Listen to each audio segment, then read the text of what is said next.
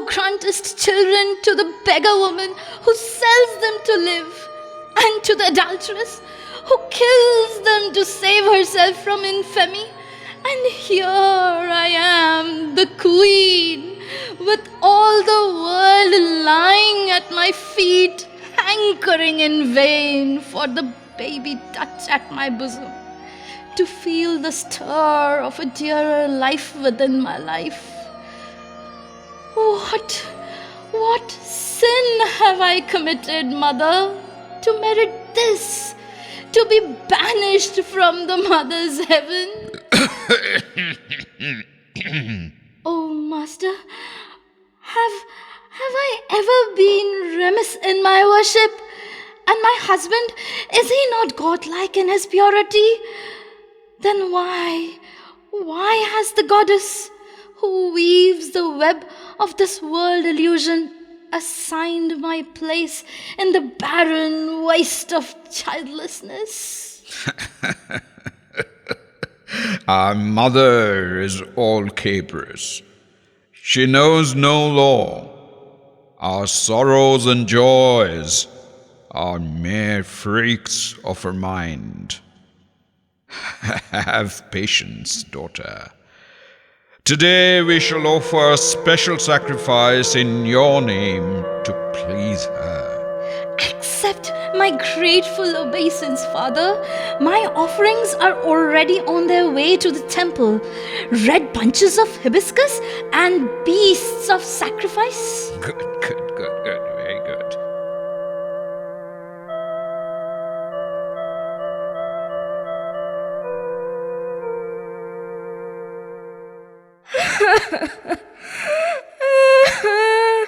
What is your wish, sire? Is it true that this poor girl's pet goat has been brought by force to the temple to be killed? Will mother accept such a gift with grace? King, how are we to know whence the servants collect our daily offerings of worship? But my child, why is this weeping? Is it worthy of you to shed tears for that which mother herself has taken? Mother? Who is his mother? I am his mother. If I return late to my hut, he refuses his grass and bleeds with his eyes on the road. I take him up in my arms when I come and share my food with him. He knows no mother but me. Sire, could I make the goat live again by giving up a portion of my life? Gladly would I do it. But how can I restore that which mother herself has taken? Mother has taken? It is a lie. Not mother, but demon. Oh, the blasphemy! Mother, art thou there to rob a poor girl of her love? Then where is the throne before which to condemn thee? Tell me, King. I am silent, my child. I have no answer. This blood streak running down the steps, is it his? Oh, my darling, when you trembled and cried for dear life, why did your call not reach my heart through the whole effort? I have served thee from my infancy, Mother Kali. Yet I understand thee not. Does pity only belong to weak mortals and not to gods? Come with me, my child. Let me do for you what I can. Help must come from man when it is denied from gods.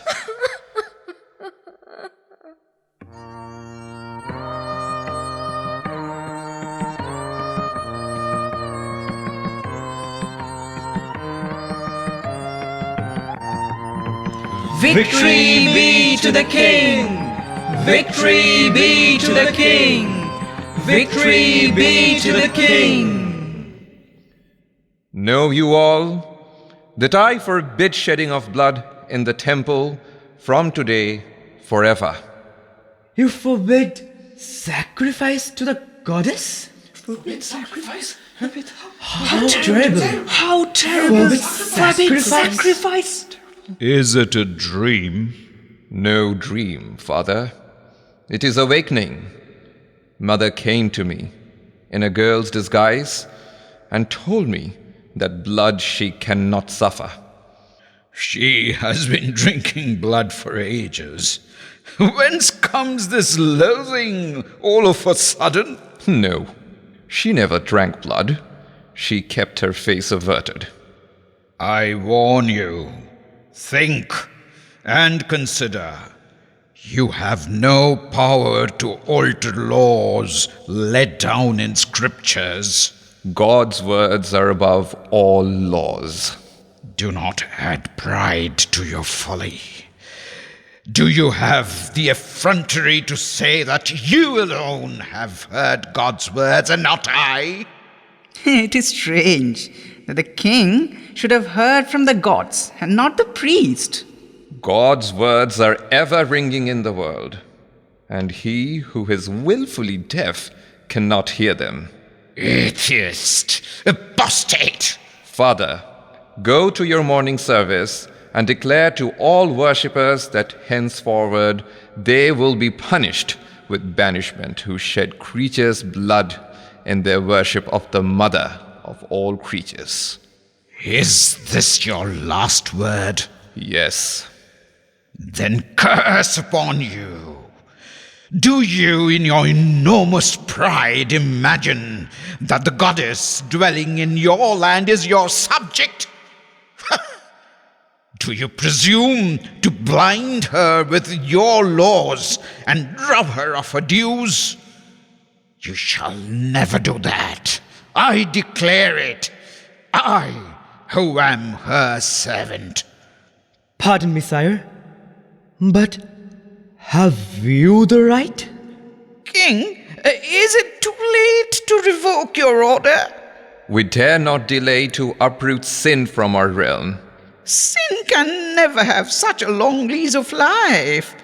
Could they be sinful, the rites that have grown old at the feet of the goddess?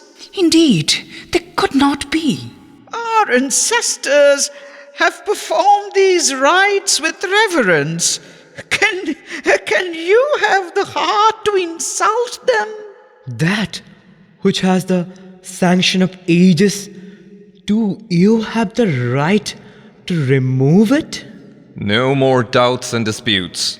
Go and spread my order in all my lands. But, sire, the queen has offered her sacrifice for this morning's worship. It has come near the temple gate. Send it back. What is this?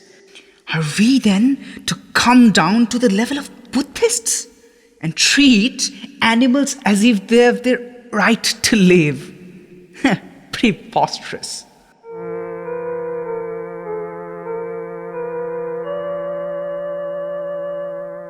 Father, Go. here's some water. No need of it. Your clothes. Take them away. Have I done anything to offend you? Leave me alone. The shadows of evil have thickened.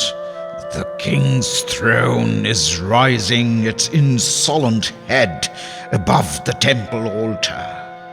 Ye gods of these degenerate days, are ye ready to obey the king's laws with bowed heads, fawning upon him like his courtiers? Whatever has happened, Father? I cannot find words to say. Ask the mother goddess who has been defied. Defied? By whom? By King Govinda. King Govinda? King Govinda defied Mother Kali. Defied you and me. All scriptures, all courtiers, all time defied Mahakali, the goddess of the endless stream of time sitting upon that puny little throne of his. King Govinda! Yes, yes, your King Govinda, the darling of your heart. Ungrateful. I have given all my love to bring you up, and yet King Govinda is dearer to you than I am. The child raises its arms to the full moon, sitting upon his father's lap. You are my father, and my full moon is King Govinda. Then is it true, what I hear from people, that our king forbids all sacrifice in the temple? But in this we cannot obey him. Banishment is for him who does not obey. It is no calamity to be banished from a land where mother's worship remains incomplete. No, so long as I live, the service of the temple shall be fully performed.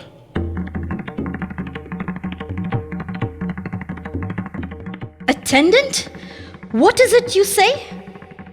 The queen's sacrifice turned away from the temple gate? Is there a man in this land who carries more than one head on his shoulders, that he can dare think of it? Who is that doomed creature? I'm afraid to name him. Afraid to name him? When I ask you, whom do you fear more than me? Pardon me. Give my salutation to the priest and ask him to come. Have you heard, King? My offerings have been sent back from the mother's temple. I know it. You know it, and yet bear the insult. I beg to ask your pardon for the culprit. I know, King, your heart is merciful, but this is no mercy. It is feebleness. If your kindness hampers you, leave the punishment in my hand. Only tell me, who is he? It is I, my queen. My crime is in nothing else but having given you pain. I do not understand you. From today, shedding of blood in God's temples is forbidden in my land. Who forbids it? Mother herself. Who heard it? I. You! That makes me laugh. The queen of all the world comes to the gate of Tripura's king with her petition. Not with her petition, but with her sorrow. Your dominion is outside the temple limit.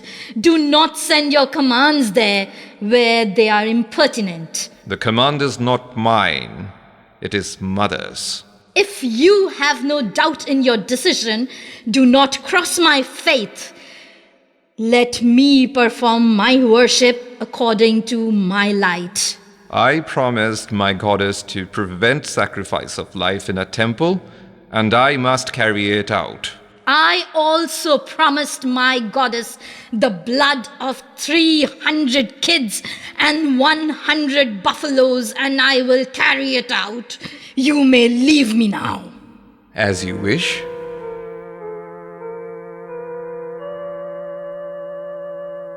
My offerings have been turned back from the temple, Father. The worship offered by the most ragged of all beggars is not less precious than yours, Queen. But the misfortune is that Mother has been deprived. What will come of all this, Father?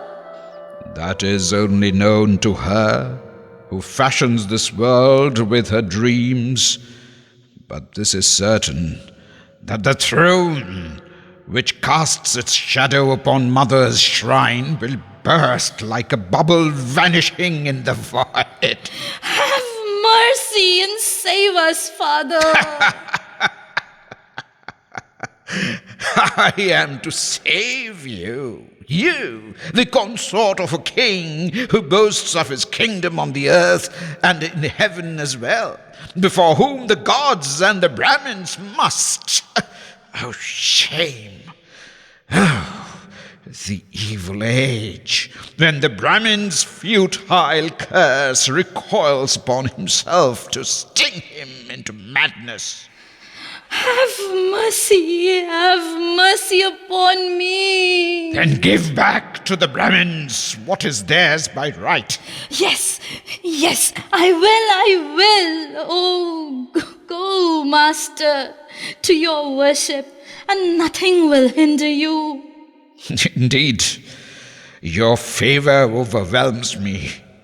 At the merest glance of your eyes, gods are saved from ignominy, and the Brahmin is restored to his sacred offices.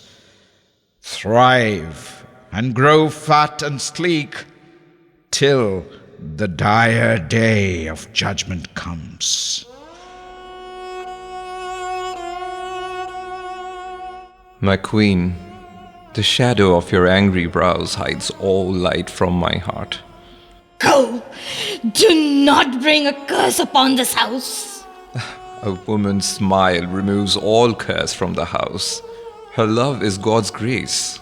Go and never show your face to me again. I shall come back, my queen, when you remember me. Pardon me, king. Pardon me. Have you become so hard that you forget to respect woman's pride? Do you not know, beloved, that thwarted love takes the disguise of anger? I would die if I lost my trust in you. I know, my love, that clouds are for moments only, and the sun is for all days. Yes, the clouds will pass by. God's thunder will return to his armory, and the sun of all days will shine upon the traditions of all time.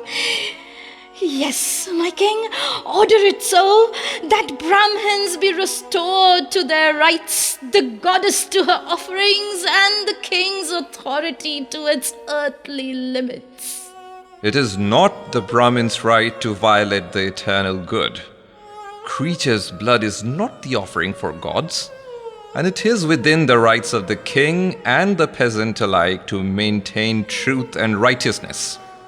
I prostrate myself on the ground before you. I beg at your feet. The custom that comes through all ages is not the king's own. Like the heaven's air, it belongs to all men. Yet your queen begs it of you with clasped hands in the name of your people. Can you still remain silent, proud man, refusing entreaties of love in favor of duty which is doubtful? Then go from me.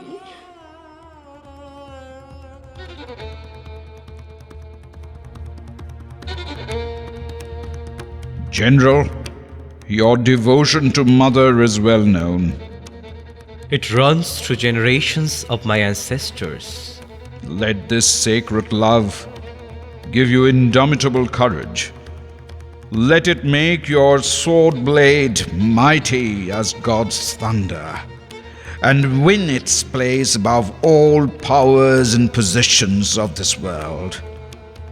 The Brahmin's blessings will never be in vain. Then I bid you collect your soldiers and strike Mother's enemy down to the dust. Tell me, father, who is the enemy? Govinda. Our king. Yes, attack him with all your force. It is evil advice, father. Is this to try me? Yes, it is to try you, to know for certain whose servant you are. Give up all hesitation. Know that the goddess calls, and all earthly bonds must be severed. I have no hesitations in my mind. I stand firm in my post where my goddess has placed me. You are brave. Am I the basest of mother servants that the order should come for me to turn traitor? She herself stands upon the faith of man's heart. Can she ask me to break it? Then today comes to dust the king, and tomorrow the goddess herself. Noble words. The king who has turned traitor to mother has lost all claims to your allegiance. Drive me not, Father, into a wilderness of debates.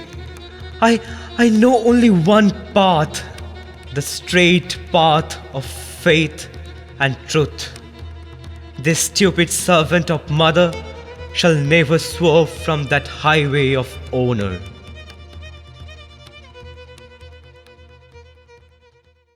Let us be strong in our faith as he is master. Why ask the aid of soldiers?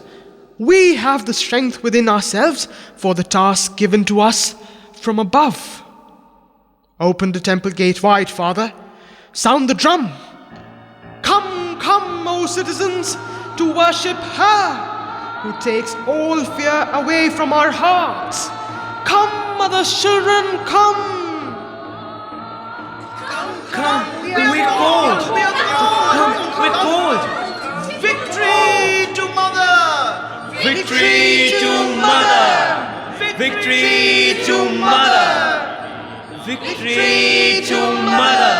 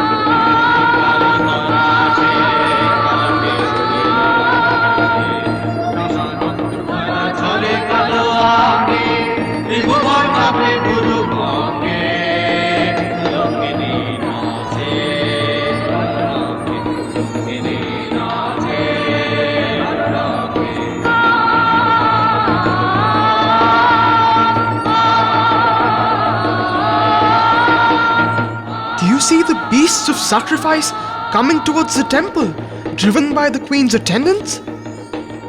Victory to mother! Victory to our queen! Jessing, make haste and get ready for the worship. Everything is ready, Father. Send a man to call Prince Nakshatra in my name. Victory to mother! Victory to the queen! Victory to the mother! The goats!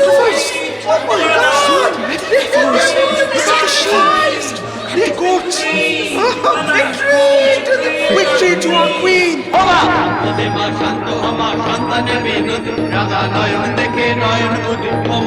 Silence!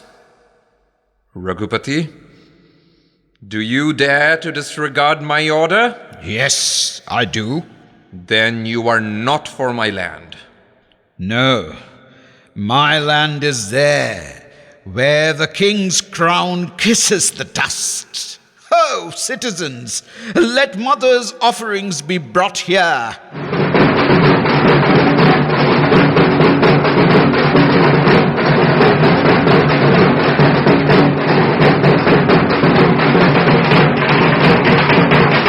Silence! Ask my general to come. Raghupati, you drive me to call soldiers to defend God's right. I feel the shame of it, for the force of arms only reveals man's weakness. Nayan Rai, stand here with your soldiers to prevent sacrifice of life in the temple. Pardon me, sire. The king's servant is powerless in the temple of God. General, it is not for you to question my order. You are to carry out my words. Their merits and demerits belong only to me. I am your servant, my king. But I'm a man above all. I have reason and my religion. I have my king and also my God. Then surrender your sword to Chandpal. He will protect the temple from pollution of blood. Why to Chandpal? This sword was given to my forefathers by your royal ancestors. If you want it back, I will give it up to you. Be witness, my fathers, who are in the hero's paradise. The sword that you made sacred with your loyal faith and bravery, I surrender to my king. The Brahmin's curse has begun its work already. The beasts have been made ready for the sacrifice. Sacrifice? King, listen to my earnest entreaties. Do not stand in the way, hiding the goddess, man as you are. Shame, Jessing. Rise up and ask my pardon. I am your master. Your place is at my feet, not the king's. Fool. Do you ask king's sanction to do God's service? Leave alone the worship and the sacrifice. Let us wait and see how his pride prevails in the end. Come away!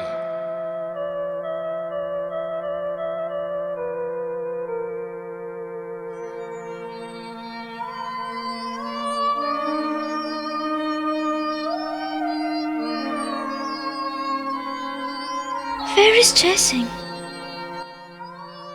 He is not here.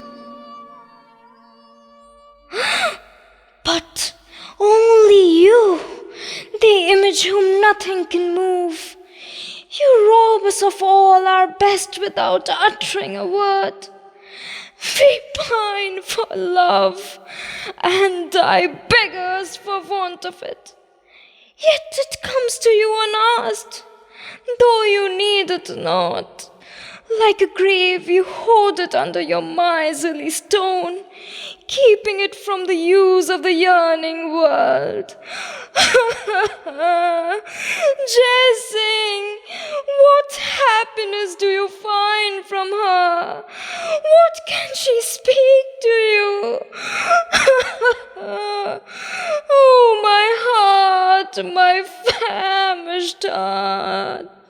Who are you? I'm a beggar girl. Where is Jessing? Leave this place at once. I know you are haunting this temple to steal Jessing's heart from the goddess. Has the goddess anything to fear from me? I fear her.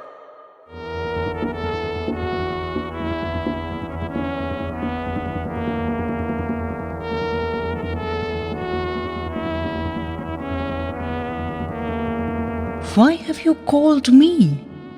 Last night, the goddess told me in a dream that you shall become king within a week.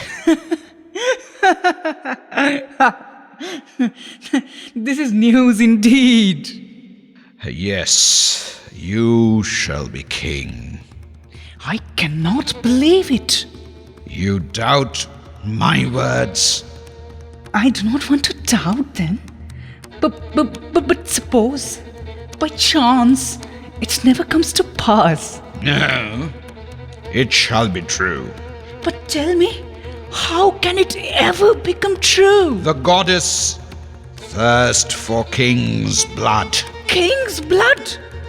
You must offer it to her before you can be king. I know not where to get it. There is King Govinda. Father! Jessing, keep still. Do you understand? Kill him in secret. Bring his blood while warm to the altar.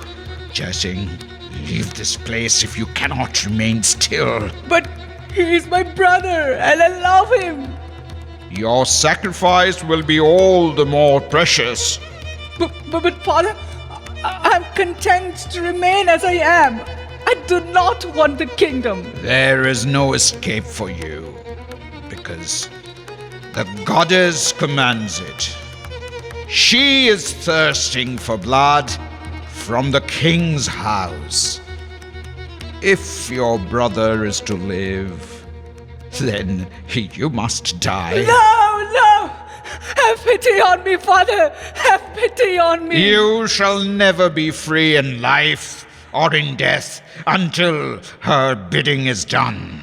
Advise me then how to do it. Wait in silence. I will tell you what to do when the time comes. And now, go!